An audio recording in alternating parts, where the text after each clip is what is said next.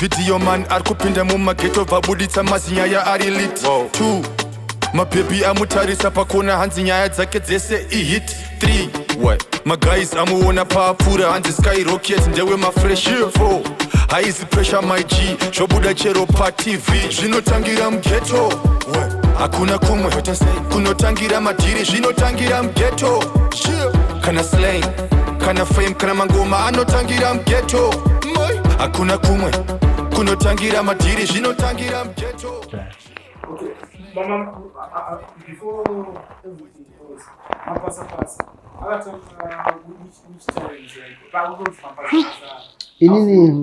inini pasa yandakatanga kuatenda ndeyandandaronga yandaitira mumundara. In fact ndakaronga Boulevard family nana yebalist boys amudhakanibatsira kuronga taida kukomomoreta DJ and DJ Ladipo was kwatiri kuchitungisa isusu. He was the biggest DJ kuchitungisa kwatiri isusu, especially he was from our wood 5 kuya saka mudhara wedu zvokuti we felt kuti amaya we should do something for chimudhara boss. Chimudhara chaitomirana naJabi chichitoridzawo even ma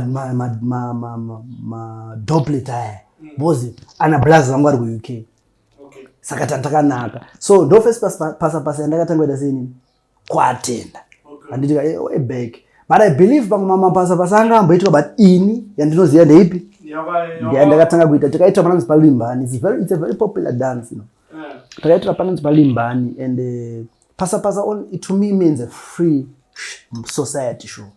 It dance rekuti susu artist personally nini why ndakada kuti idea kuti Ladipo is taimba music yedu but music yedu yanga isinga spread.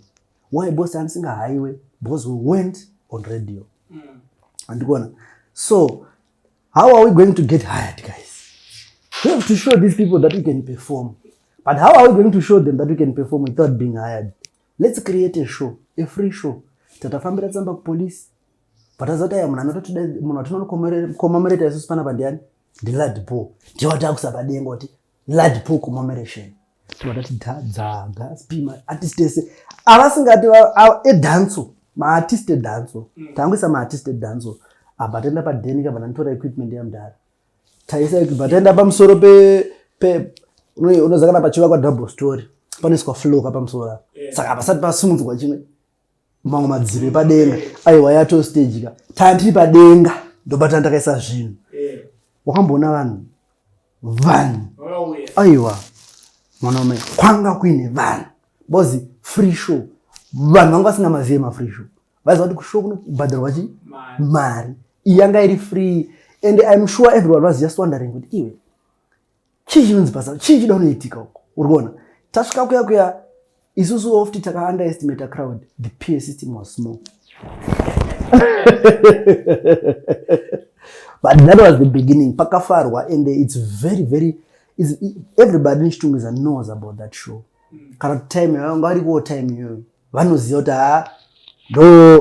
But after that ndakasamwe na mapasa ndakauya kwa kugaza kumbari kugaza kwakaitwa pasa na mtaka diva ya hombe papo nanda kutogara ku Teen World pakaitwa pasa hombe pa Gaza but iyanga ya driven onechi nemangoma agendas but yedu isusu taida try ku reach out to people but patakazenga chakutoedzwa na Gaza lawo method yanga yashanda vanhu vanotozoti aya vanhu vanodedzana navo handiti ende varotozvigona zvavarikuita varodedzana vakawanda patangaita mapasa akaita kuti vanhu vajaire mashows edu vanhu vajaira mashows edu isu takazonoita mashows kwete mapasa takuti aiwaka zvezvetete tikuground mahara zvezvo chimboya kwakwetiko kuti mbotoro mari isusu tobva takatsukuitirewo quality production vanhu vakatanga kusupport because kudhara kwaitwa kwanga kwagara kune mashows like for example ini ndaiva kuchitungisa kwaine mashows aitwa ku Aquatic Complex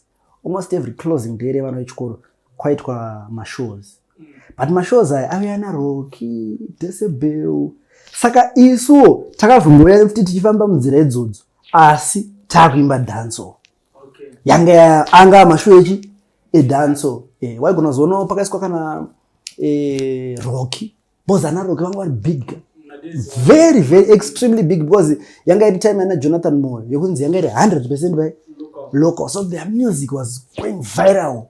Turn on the radio, 10 minutes later you're going to hear a Rocky song, another 15 minutes later another one. So time yo wanga madhara ndo anga tori madhara edu, so time odedzo one wavo kuti chinjinje ndichisimbe, but as time went on takatanga to survive dance team, titega dance alone takuenda mabhuku ho DZ ho takutobudochi mtown takuenda mafingo so all those things were very memorable. And another thing is mama pasa akazovharisa angara King Shangu aitwa mama Red Rose. Okay. Mama Red Rose 2010 vaya King Shangu vaidaita promotion anditika issue ya King Shangu vangavauya ipapo. Saka pa promotion apo vakati hatitema pasa tichifamba ghetto by ghetto tichita mapasa ekudza vanhu kuti kuri kuya King Shangu vari kuuya. Saka ipapo ndo patakashandisisa mapasa bozi taiti Friday Saturday. Saka zataita tati Friday taigona kuti mfacos kuwadzana DZ same night. Tonoti Saturday totati haifirizondi Cherima kuma Stones kana neku Glenora B. Weekend 1 6 mapasa. Next weekend takazvitambafunga for 2 months. Saka hakuna nzvimbo yatisina kutachi pasa. As mapasa iyoyo to a great extent akapusha dance singaite, especially Zimdancehall. And anga popular mapasa. Zvotaingonzi taitongofonerana nevanhu vari ikoko, mama Red Rose aitongofonerana nevanhu ikoko kuti ndikukwigirira maartist rongai pasa yenyu ikoko muise PA system inorira. Ivo havasi involved. Varizongoti maartist batika pine mbazha ndei toraiwa Jane da andichiona. So mapasa akaita zvakawanda in terms of kupusha dancehall. Yeah. People don't see the sacrifice yakaitwa mapasa because they were also getting entertained. But for the longest run, zvakasimbisa music. You know, there are memories no anochengeta music. If you don't have a memory with a song, you definitely don't like it later. Yeah. But kana ne memory ne song, it might not be very good, but you still love that song because it could relate to my memories ako. Saka that's why even up until now we're still there, because we have a lot of memories with people there that we have shared with them. My memories yao are strong mavari. So even ndikashuka kushow ndikada ku exclude my old songs angu. Pressure ya ndoto ifila sana peza shot tukudadzidzi. So yeah, mapasa that was what I know about mapasa. Okay. So that to better deep into dance. Do you think the culture tikakwanisa kuitora tikaedza ita chaiyo or takagadzira yedu when you speak of dance? I didn't say dance or first to me it is simple. Ukataura culture yema Jamaicans ne culture yema Zimbabweans in north ne south. Not everything, we don't disagree in everything, but tini vanhu vakasiyana somehow. Although tine similarities are strong because those guys are from Africa. You see? But tine vanhu vakaita se vakasiyana.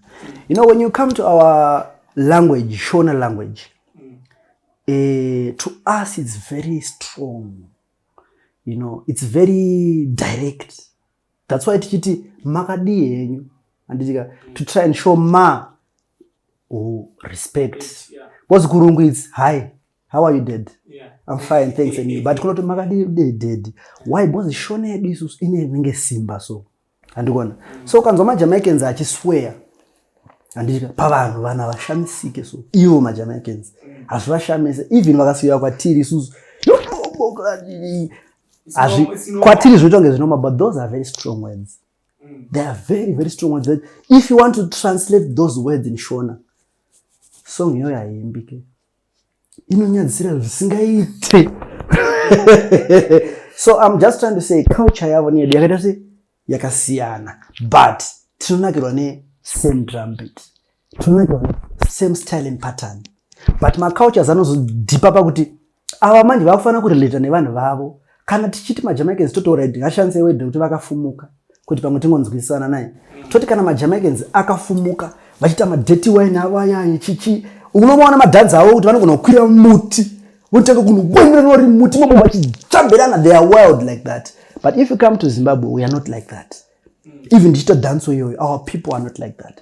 Saka chatakanakira nacho padance is the rhythm and the style. But culture, yes, we like their culture, but we can't copy it because culture is who you are. Ndezvo wakakura uchiona, zvakakura uchiita. Saka isusu culture yedu isusu, it's still our own culture. Okay. Culture yekopeki. You can't copy culture because kuzoti pazonzi pane culture, ma-pillars anomisa zvinhu zvokunzi pazonzi pane culture akawanda.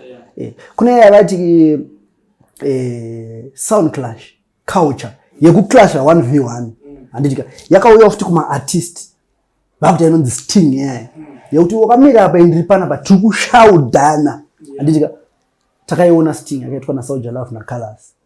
So you see it's the same culture but done differently because we are coming from different worlds. Waibata saka atinga we will never take dancehall from Jamaicans. Their culture was to be their culture, but we are just extending their culture in our own way as Africans, as Zimbabweans. Wow. Zimdancehall stories. Ekuratidza ma true stories. But wakatiisa chikwata muvengi wangu. You go die broke. Zvinotangira mughetto. Hakuna kumwe kunotangira madhiri. Zvinotangira mughetto. Kana slang, kana fame, kana mangoma anotangira mughetto. Hakuna kumwe kunotangira madhiri. Zvinotangira mughetto. Kana slang, kana fame, kana mangoma. One video man arikupinda mumaghetto vabuditsa mazinyaya ari lit. 2 mababy amutarisa pakona hanzi nyaya dzake dzese ihit. 3 maguys amuona paapfuura hanzi skyrocket ndewe mafresh. 4 haizi pressure my G zvobuda chero.